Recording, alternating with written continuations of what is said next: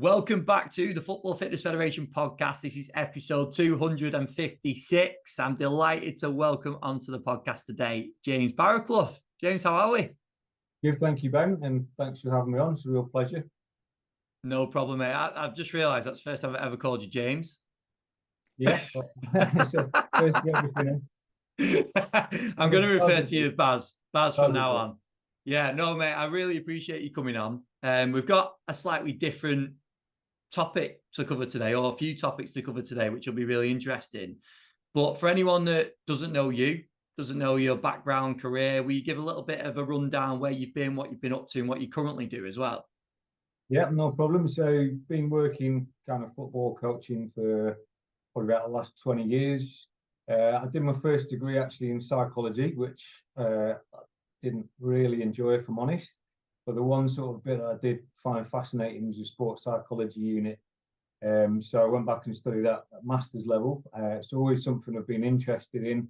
You know, I think when technical, tactical, physical sort of elements are balanced out, I think that makes a difference between sort of success and failure. So I've always been fascinated with that side, and doing a master's just reinforced that really, and really then started coaching, sort of basic stuff, grassroots, after school clubs, working with teams on Saturdays, that sort of thing, Manchester University teams, and then academy teams. Had my own business, for a couple of years, private football academy, and then football academies for sort of the last 10 years.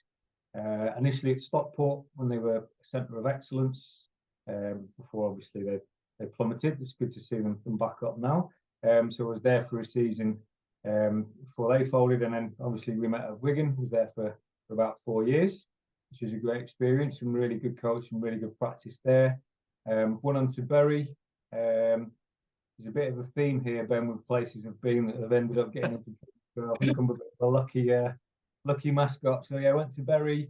Had a couple of really good years there. Loved it at Bury, but obviously we know their sad demise.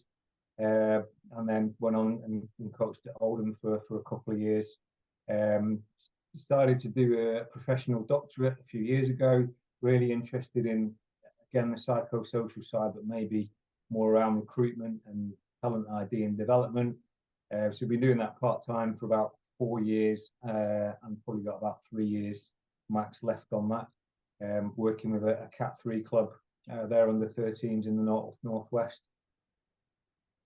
Brilliant, mate. That's awesome. So I think we could dive in at different stages of your career in terms of what you took away. But you said about that like balance between technical, tactical, physical, and then now focusing more on the psychosocial side. Was that always something that you saw yourself moving into? Because obviously when we were working together, yours was more a technical role, wasn't it?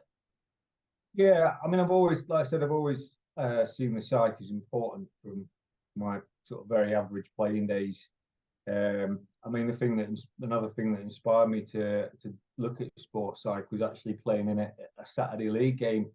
We're actually beating this team 2-0, absolutely coasting. And then one day came out, and there's just one guy played like he was in a trance, and they won, I think 5-2. I think he got a hat trick and 2 assists, and I was just like, you know, that's not technical, that's not tactical. You know, it's not a physical thing that's changed from the first half, so it must be something mental, really. So that was the spark that kind of got me into the psych stuff. And like I said, I've been fascinated with it ever since. But when I did my master's in sports psych, they recommended that we do coaching badges. So I did my FA level 2 initially just as a bit of a sideline, but I kind of fell in love with that side of it as well, possibly, if not slightly more than the psych side. So got a lot of work coaching, like I say, working through grassroots and volunteering and things like that. And I've always tried to marry the two together, which has been a challenge because, like you say, you wear 2 different hats, don't you? So sometimes you do go more down the tech physical route and maybe don't give enough attention to the side. But that's my kind of, and why I've done the deep off really, is to try and merge them together. You probably see more psych stuff on the grass. I think psych's got a bit of a bad reputation, which is kind of justified a little bit of this. It's too much in the classroom. It's maybe too much jargon, too much complicated language in it. We don't see enough of it actually on the pitch. So that's kind of where I'm going, really. So my third study from my D-Prof that I'm doing at the minute is looking at embedding psychosocial skills into some practical sessions on the grass and getting out of the classroom as well. But I will sort of have the caveat that those classroom sessions I think are vital, but we need a bit more, and I think it makes it a bit more accessible to coaches. So the idea is not to come in maybe as a specialist as a side, but it's to work with the coaches and upskill them, because ultimately they spend most time with the players. So that's the aim. 100%. Just strip it back a little bit for us, Baz. For anyone that's listening and they're hearing sort of psychosocial, what do you mean by that in terms of that support that we give to players, or even what we mean by psychosocial? Yeah, so I mean, basic definition, you've got the psychological drivers would be like the internal stuff. So you hear loads of buzzwords: resilience, grit, growth mindset. It's like the 5 C's approach, like commitment, emotional control, all things like that. And then obviously social is interactions between people. So communication, leadership, teamwork. And it's, unfortunately, we know the numbers that actually go on to be successful in academy football. So again, it's looking at trying to develop the person and maybe looking at what they can achieve outside football when their career does come to an end, whether it's in the short term or hopefully a bit more long term. But it's preparing them for real life as well, and trying to teach them those skills that would be useful in the workforce. Yeah, definitely. With that, what I'm really interested in with what you've just mentioned there is, because you said before about that, you gave that example of playing on the Saturday and then this player just going into this sort of days, I think you described it as, and having obviously a great half. And we work with players as well that they just seem to have something different, don't they? Yes, they're talented, but there's a lot of talented players that you work with, but they just have this difference. There's something different about them, and whether that is the psychological side. And even relating this into, you said there about not many players making it into football, but taking it into the workplace as well. How much do you think we can impact that? How much can we change someone from maybe not having that drive, that grit that you talked about before? How much can we build that? Do you think that's possible to change people a lot? Yeah, I think, talent does exist and people do have their limits, but I think we need to try and unlock those limits. So I think the way that we can do it, like I say, is on the grass. So it's different sort of challenges, constraints we can use to call it strategic stress, if you like. So, for example, if a player needs to develop their emotional control, put them in situations where they're going to sort of lose that control. So bad decisions, or play them on underloaded teams, so they're always frustrated, but support them through it. So the support's the key to it. It's trying to get those situations away from the tech factories where you're actually stressing them. So, if you want to get stronger, obviously you lift gradually heavier weights, don't you? So it's the same thing from a site perspective. And yeah, I do firmly believe it's something you can develop within people. I don't know if you saw. Did you see the GAA final recently where there was a famous clip going around of the warm up, and the two lads in the warm up, and they were teammates, and one was essentially trying to push buttons of his teammate, and he was getting very rough with him, and essentially they were just short of having a scrap in the warm up. But I suppose and when I spoke to someone that knows a lot more about that sport than what I do, and I think he was doing something similar, where I'm not sure if the warm-up's the best place to do it on the game day, but he was essentially getting him ready for coming up against an opponent that was going to do something similar. And I suppose that's what you're referring to, isn't it? Obviously, I don't know whether that's the right scenario to do it in or not, but you're testing boundaries there, aren't you, by doing something like that? Yeah, absolutely. I think it's a great example, and that's kind of knowing how people tick, isn't it, really? So that player obviously knew that he needed to wind him up and get his arousal levels a bit high and get him a bit pumped up, and that's how he's going to perform. So another part of it is the social side from the coaches and the staff. It's getting to know the players and what makes them tick. So we've been looking at doing profiling with the players in pre-season. We're trying to make it holistic as well. So another sort of criticism of psych sometimes, maybe it's in a bit of a silo. So we'll just do psych in the classroom and won't go on the pitch. But if we're profiling the players, why don't we look at the technical, tactical, physical stuff as well? And working on a kind of a super strengths approach. What do they do well? What's got them in the team? But also, is there anything that's going to maybe get them out of the team that we need to prioritise? I know an ex-colleague of ours was big on that. Tim Lees, who always used to talk about that. You know, what gets you in the team, you should work on, and only work on weaknesses really if they're likely to get you out of the team. So the profiling, like I say, it could be a technical weakness. It could be, sorry, we're not supposed to say weaknesses, are we, anymore? But area for development. It could be technical, it could be tactical, it could be physical, it could be a psych one that we've identified. But profiling it across a holistic kind of methodology, I think allows us to know that player a lot better and make it a bit more bespoke for that player. Obviously, in Cat 3, where I'm working at the minute, resources are a little bit stretched, perhaps, compared to some Cat 1s and Cat 2s. So you've got a lot of staff that wear different hats. Whereas at a Cat 1, you'd probably be able to get a lot more objective data from the technical, tactical stuff around maybe using huddle and the physical stuff, the EPPP testing. But it's possibly a little bit more subjective at Cat 3 level and based a little bit more on opinions, which isn't ideal, but I think it's probably a bit of an improvement. Baz, your experience there, and I don't expect you to start naming clubs and naming coaches and pointing them out or anything like that, but I'm just interested across the different clubs you've worked at, and not even just the clubs, but obviously university settings as well. With this support that we give to players, or even the kind of the understanding of the psych side, whether the coach completely gets it or not, where would you rate the level of support that coaches are generally giving? Does it fluctuate a lot from coach to coach? Is it really an area that they need to develop a lot? Or genuinely, is there a good level of understanding and support that they're giving to players? To be honest, I think from my experience, 10 years in academy football, I think it's miles off, to be honest. And that's no reflection on the coaches. I think the coach education needs to be a lot better. I've gone up to sort of the AYA, so I've done the youth awards when they still existed. The AYA, the B license. It wasn't really until the AYA where it's gone into in any real detail. So I think coaches are, through no fault of their own, quite ignorant of a lot of this stuff. I think back to coaches I've worked with over the last 10 years as well. I think some of them would have been really receptive and taking it on board, and some less so, I think. To say it nicely.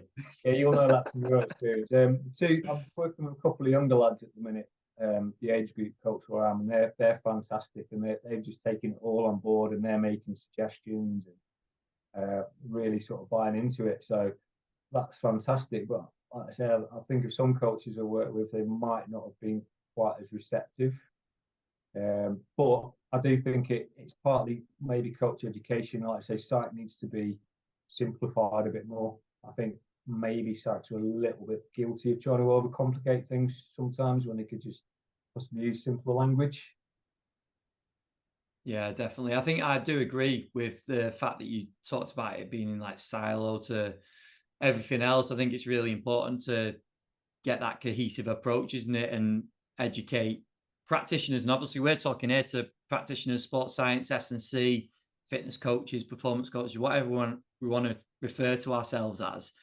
If you had a bit of advice, Baz, for coaches like that, practitioners like that, but also technical coaches as well, you said there about us needing to improve. Where would you say, if you had to highlight a couple of areas or a couple of things to upskill on, where would you say we need to focus our time there? I think one of the big findings from what I've done so far is trying to, like I say, embed psychosocial skills into everyday training, really. When you see someone does a session plan, key factors, sort of tech to include psych in there, so communication. There's probably a lot of coaches that actually do it within their sessions already, but don't sort of document it. So they're doing it subconsciously. And there's probably a lot of coaches that do it consciously and do it very well. So I don't want to be too sort of sweeping and judgmental, but if you've got maybe 3 or 4 key factors about weight of pass or timing of movement and stuff like that, then why not about eye contact or communication or things like that. Do you know what I mean? And how you structure the practice so that it's, like I said, that strategic stress. So, for example, playing players in underloads or giving bad decisions against them, things like that, making them captain, playing them out of position. Yeah, but kind of coaching them and supporting them through that. So, I think there's ways of doing it. And that's, in my opinion, something, in my experience, it is something that could be improved. And with that, so take an example of, and this isn't obviously a specific one, but an example of, say, playing a player out of position. If they then start to get frustrated or whatever it is within that session, obviously that's part of the test of it, isn't it? To challenge them. How much would you then involve them in that process? Would that be a case of within the session, pulling them to one side and saying this is all part of it? Or would it be maybe a reflection after, or a bit of both? Or does it depend on the individual? Probably depends on the individual and sort of how frustrated they're getting, I suppose. I mean, to give you an example, we played a player out of position on Sunday at the game, just to bring out sort of more technical stuff really, and to get him working on his weaker foot. So with him, we just put him in there, said, "Are you playing here?"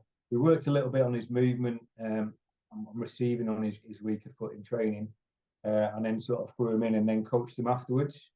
There's another lad we worked on. We needed to work on his communication, so we made him captain, and it wasn't really working in the first period. So then we had to step in and give him a bit more information.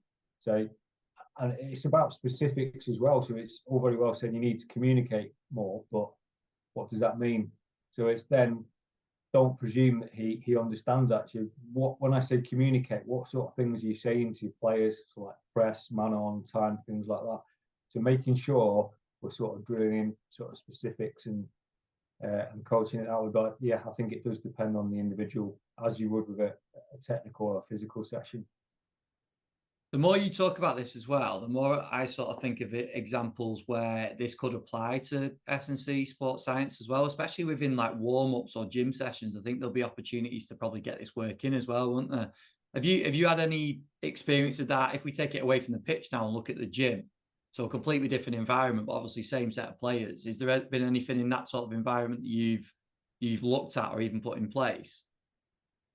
Not as yet. I think it's a good point though. So remember some of the sessions that you used to do in the old sports hall, that you look at the players who take it seriously and the ones that don't. So the ones that are doing it seriously, are kind of fully committed, aren't they? And the others maybe just kind of pie it off a little bit. But for me, that's a little bit of an indicator. So the 1% things, are they taking that seriously? So commitment. That's a good example of that. And then you might have to sort of approach the players that aren't and give them a bit of a boost. But for me, little things like that might indicate how likely you are to progress and how much, like I say, you pay attention to detail. I think some of the other things that stuck out for me was like when you talk about like leadership, so the sort of captaincy role, but you could apply that into a warm-up with leading part of it or something like that, couldn't you? Where you put in a player that's maybe not as vocal, maybe a little bit shy, into a position where they maybe need to be a little bit more vocal and take that lead a little bit more. So there could potentially be aspects of a warm-up where you could really try and apply some of that. Yeah, absolutely. So it may be going back to the S&C that they, with your sort of guidance, do the demos and kind of do things like that. But the AYA was a fantastic course, by the way. I wasn't slating that earlier, and a lot of that is around kind of player-led stuff, and a lot of the themes that came out of my second paper, which was Academy Managers, is about autonomy. So trying to basically get players to think for themselves and coach each other. So yeah, a lot of it's around that and the peer-led kind of coaching. So it's almost during the season that the coach becomes more and more redundant, if you like.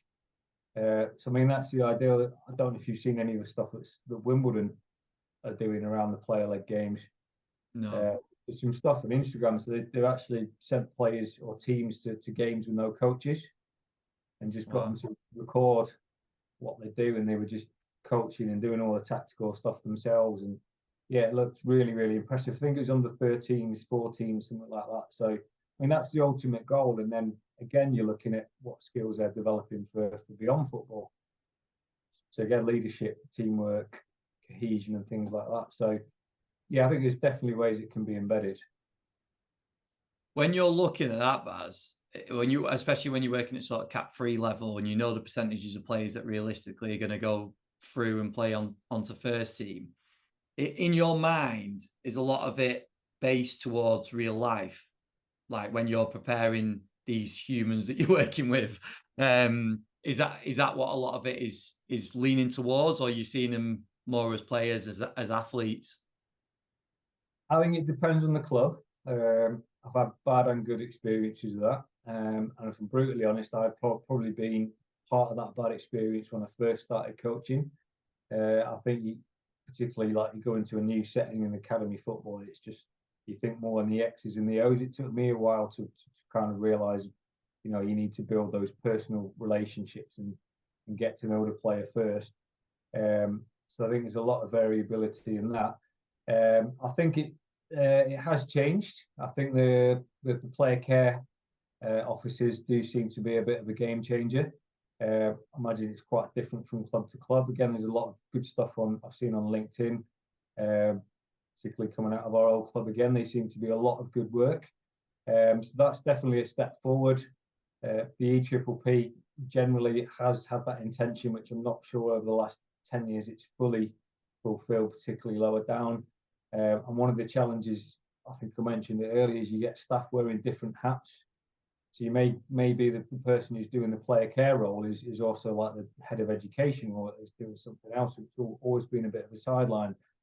So I think it's definitely a move forward with the player care officers, but it's early days in terms of that. I think a lot more can be done. Awesome. When we're looking at assessment of this and where that fits in, like what sort of approach are you taking with that? In terms of how I've assessed in my current study, I've done sort of baseline scores for a questionnaire and using a method called performance profiling pre-season. And every end of every 6-week block, we'll reassess the performance profiling, and the end of the season we'll redo the questionnaire. So hopefully it shows there's an improvement between the baseline scores and the end of the season. Awesome. So that's going to be and that's this current season, is it as well? It is, yeah. Yeah. Awesome. So is there any early where you up to with that? Obviously that we're talking about this season now, so we're literally just getting into the like post pre-season, aren't we, really? Yeah, so we're at block 1, week 2 at the minute, so early days. So brilliant. And then how do we develop this generally, do you think, in terms of the support that we're giving to the players? So obviously there's going to be more research from yourself that's going to come out when you start collecting results of these assessments and the questionnaires. But in short term, when we're looking at the approach that coaches are taking, how do you think we can develop?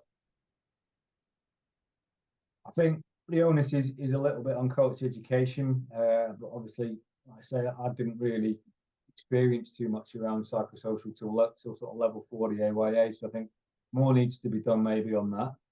And then, you know, if it's not forthcoming, maybe clubs can take that on themselves, and guest speakers and things like that might be the way forward. I mean, lower down with budget constraints, there's quite a few organisations springing up that kind of help out at academy level. I know that Stephen Corker's just kind of started his own organisation. There's Go Again, it's a really good one, and even Trent Alexander-Arnold's got one up and running now. So there is kind of help out there, sort of an individual basis.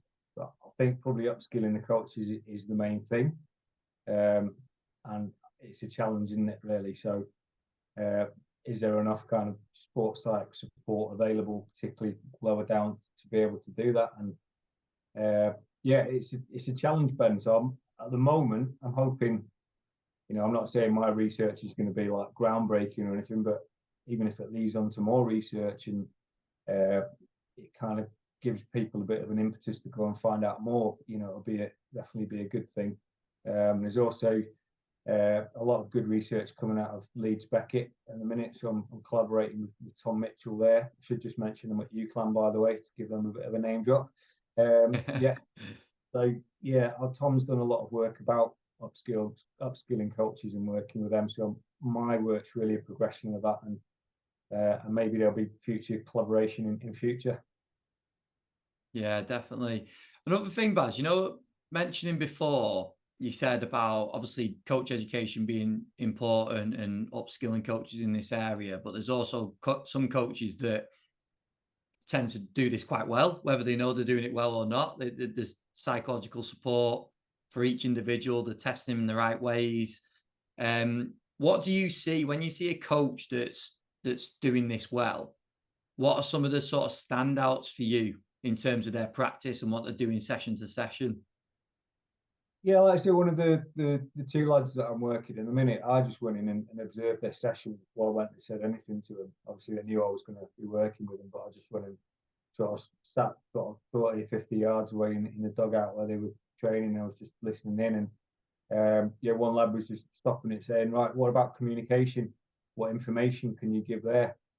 Yeah, what about scanning? What about checking your shoulders?" So they're kind of already embedding the psychosocial stuff in there. So I think that's half the battle with them. If we can get kind of everyone to do that, and I think maybe educate coaches about a little bit more what other psychosocial stuff exists, and observable behaviours is another big thing that's come up. With, you know, we're looking at, if you want to see if someone makes a bad pass, there's certain things, key factors you're looking at, like part of foot, weight of pass, time, and things like that. So can we do the same for psychosocial?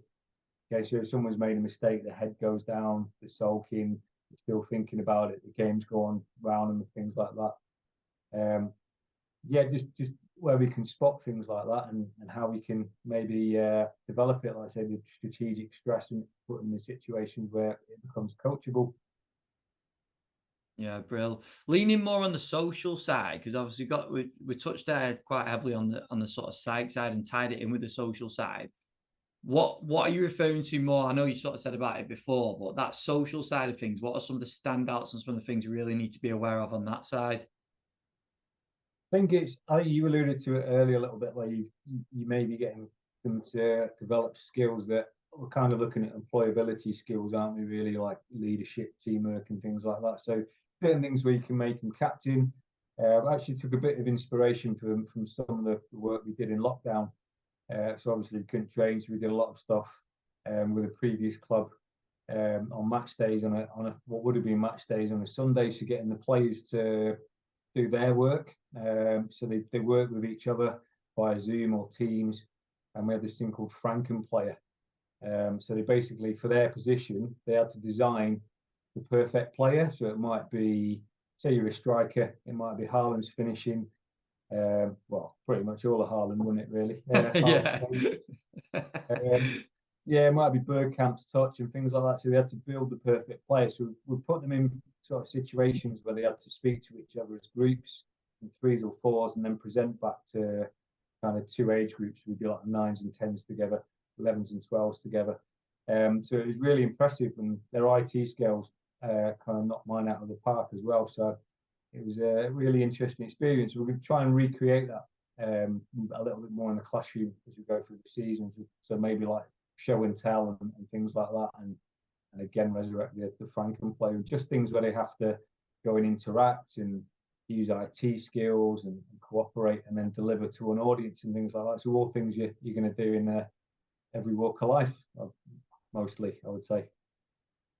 With the players now, Baz, because obviously it feels like yesterday we were working together, but it wasn't.